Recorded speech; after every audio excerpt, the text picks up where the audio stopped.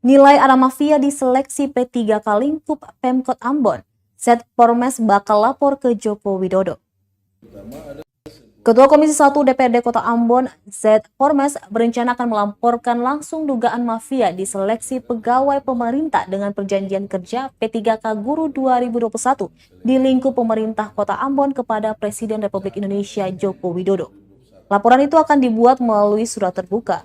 Namun sebelum surat terbuka itu dibuat, Komisi 1 DPRD akan lebih dulu menghadap ke Kementerian Pendidikan.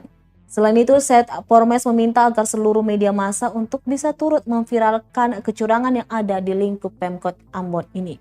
Diberitakan sebelumnya, Ketua Komisi 1 DPRD Kota Ambon, Setpormes, menilai ada mafia pada seleksi P3K Guru 2021 di lingkup pemerintahan Kota Ambon, khususnya pada kelompok jabatan ahli pratama di SMP Negeri 7 Ambon.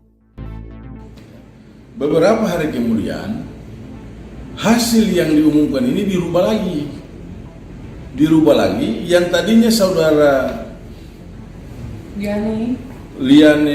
saudara Abestina Angganita Wonkai yang tadinya juara 3, ranking 3 yang hanya nilai 400, itu dia sudah ada di juara pertama dengan nilai 700. Sedangkan saudara Griane Likumawe yang juara 1 dengan nilai 500 sudah turun ke urutan kedua. Nah, pertanyaannya, dengan dasar apa lalu hasil kedua ini dia muncul lalu dirubah? Iya kan? Gitu. Maka kami menilai ada mafia di sini. Dan ini kita akan laporkan langsung ke Menteri Pendidikan dan Presiden Republik Indonesia. Dan kita akan viralkan hasil tes ini bahwa ada sebuah proses ketidakadilan dalam pengumuman hasil tes. Dan saya minta, karena ini masyarakat kecil, teman-teman media juga bantu untuk memviralkan ini. Nanti silakan difoto hasil tes ini yang pertama dan hasil tes yang telah dirubah.